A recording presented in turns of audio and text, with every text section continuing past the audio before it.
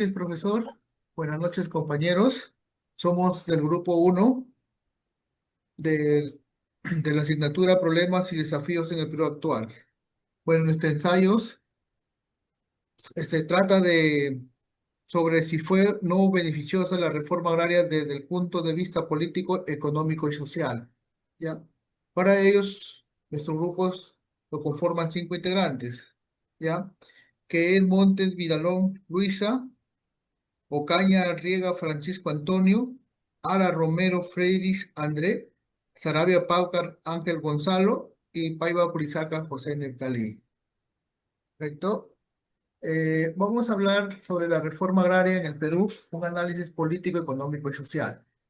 La reforma agraria implementada en el Perú entre los años 1969 y 1980 fue un evento trascendental que se expropió el 56% de la superficie agrícola, ¿no?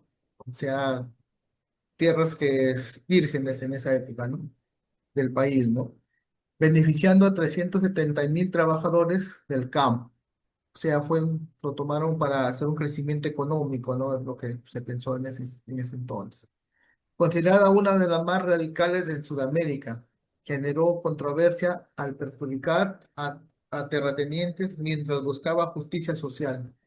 Este ensayo explora si fue beneficiosa desde una perspectiva política, económica, social. Tuvo un pro y un contra.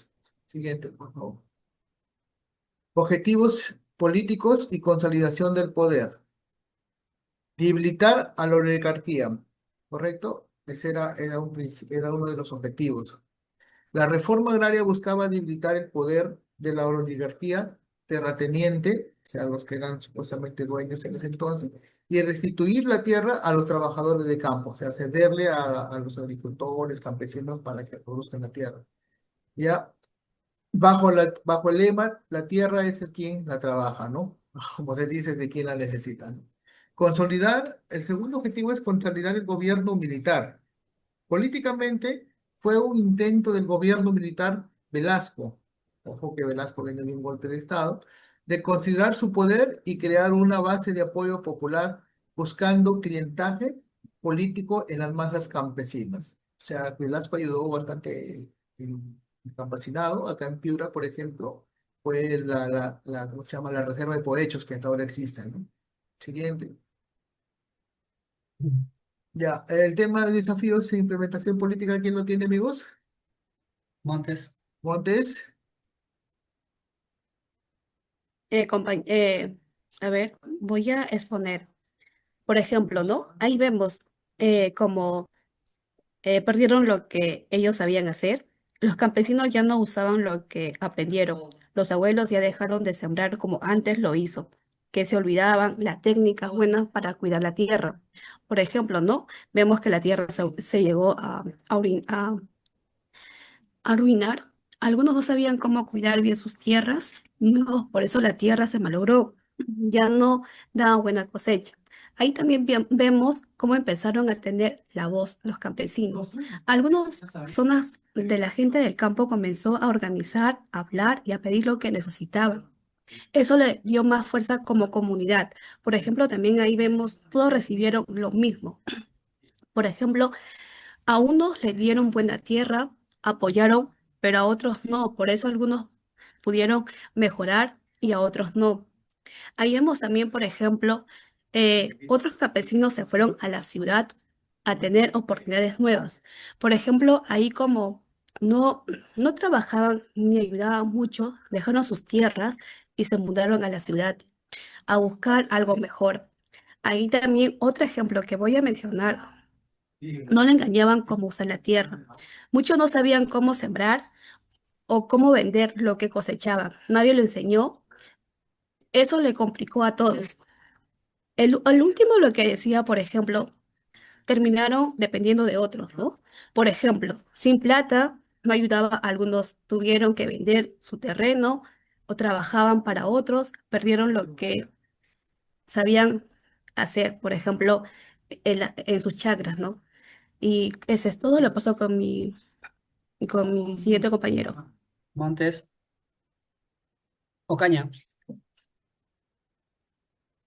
En esta diapositiva abordamos el impacto económico de la reforma agraria en el Perú, un proceso que transformó radicalmente el acceso a la tierra y los medios de producción para miles de agricultores.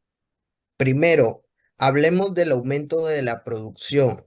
Al acceder directamente a recursos productivos como tierras, maquinarias y créditos, los agricultores pudieron incrementar significativamente la producción agrícola. Esto no solo mejoró la oferta de alimento en el país, sino que también dinamizó el sector rural. Luego, tenemos la reducción de la pobreza. La reforma buscó mejorar las condiciones de vida de los campesinos, facilitando una distribución más equitativa de la riqueza. Esto ayudó a reducir la pobreza rural, que hasta en ese momento era una de las más altas del país. Finalmente, se promovió la diversificación económica. Ya no se dependía únicamente de la exportación de productos primarios. La reforma impulsó una visión más productiva del agro, incentivando nuevos cultivos y formas de producción que fortalecieron la economía rural. En resumen, la reforma agraria tuvo fuerte impacto económico que no solo transformó el modelo productivo, sino que también buscó justicia social y mayor equidad para los trabajadores del campo. Siguiente, por favor, Frederick. Sara, Bien, hablemos ahora sobre lo que son los efectos sociales y desafíos a largo plazo. Se mencionan tres, los cuales primero sería lo que es la justicia social. Nos dice que la redistribución de tierras respondió a un reclamo histórico, o sea, de los campesinos indígenas. Y eso redujo las tensiones sociales y mejoró la igualdad de acceso a los recursos. También tenemos lo que es la falta de apoyo. Hubo ausencia de infraestructura, lo cual se tuvo un apoyo estatal y un financiamiento que limitó la capacidad de los campesinos para aprovechar sus nuevas propiedades. Y, y por último tenemos lo que es la frustración comunitaria. Eh, Nos dice que las cooperativas ineficientes o colapsadas generaron frustración entre las comunidades, afectando los efectos sociales a largo plazo. Bien, de pro.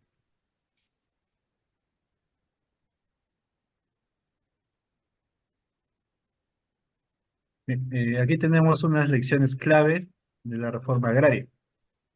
Comencemos con lo que es el contexto, los contextos favorables.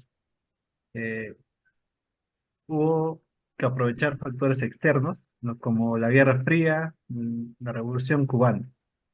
Y también aprovechó factores internos, como el debilitamiento terrateniente y los movimientos campesinos. Ahora también tenemos lo que es la voluntad política. Esto fue indispensable eh, como una voluntad política y una correlación de fuerzas favorables para la ejecución de la reforma. También tenemos la pobreza persistente. Eh, Nos habla sobre la redistribución de tierras que no garantizaría, ¿no?, el desarrollo económico ni la derrota de la pobreza rural. Tenemos la difusión del know-how, que nos habla sobre la pérdida del personal técnico y gerencial en las haciendas. Eh, eh, eso fue eso fue clave, ¿no? Eso fue clave en el fracaso de las cooperativas. Y por último tenemos lo que es el apoyo estatal. El soporte económico, técnico y social del Estado fue indispensable en lo que es la ejecución y en la reforma, ¿no? Bien. Y tenemos lo que es la reforma agraria y su desarrollo rural. Eh, Hablaremos sobre el sesgo urbano. Eh, Comenzó con la estrategia urbano-industrial. Eh, Esto nos dice que las reformas agrarias buscaron una distribución de tierras, pero respondieron a una estrategia de desarrollo urbano industrial. También tenemos lo que es el proveedor de alimentos, que nos indica que el sector agrario se posicionó como un proveedor de alimentos económicos, ¿no? Para las ciudades, para las ciudades. Después tenemos lo que es el aumento de importaciones, que nos habla que desde 1980 las políticas agrarias consolidaron un sesgo urbano, estimulando las importaciones de alimentos. Y por último tenemos la migración y barrios precarios. La migración, campo, la ciudad, llevó al crecimiento de barrios precarios. O sea, esto quiere decir de los pueblos iniciales, ¿no? O sea, pueblos jóvenes, que fue alrededor de las ciudades, ¿no? Especialmente en Lima. Bueno, me toca exponer a mí hacia una nueva polarización del agro. Tenemos 3 puntos, como pueden observar. La concentración de propiedad. Un punto número 1 es la adquisición de tierras por inversionistas, facilitada por dificultades de pequeños agricultores y la falta de acceso a servicios financieros. Punto número 2 son las subastas de tierras. Son las nuevas tierras irrigadas, se subastan en condiciones que favorecen a grandes inversionistas, con fuerte subsidio estatal. Y punto número 3, las grandes empresas agroexportadoras, empresas con más de 500, algunas han superado las 1000, lideran la modernización agrícola costeña. Y la conclusión, el impacto mixto y desafíos futuros. Tenemos 3 puntos, como pueden observar ahí, docente, es la reestructuración del poder. Políticamente, la reforma agraria fue una medida audaz para reestructurar el poder, debilitando a las élites terratenientes y buscando apoyo popular para el régimen de Velasco Alvarado. Lo otro es justicia social versus economía. Fue un paso adelante en justicia social y redistribución de poder y tierra. Sin embargo, económicamente sus beneficios fueron limitados por la falta de planificación y seguimiento. Y finalmente, hablamos de potencial limitado. Aunque mejoró la propiedad de muchos campesinos, la falta de inversión en infraestructura agrícola y capacitación técnica redujo su potencial transformador a largo plazo. Muchas gracias. Muchas gracias, compañero. Buenas noches.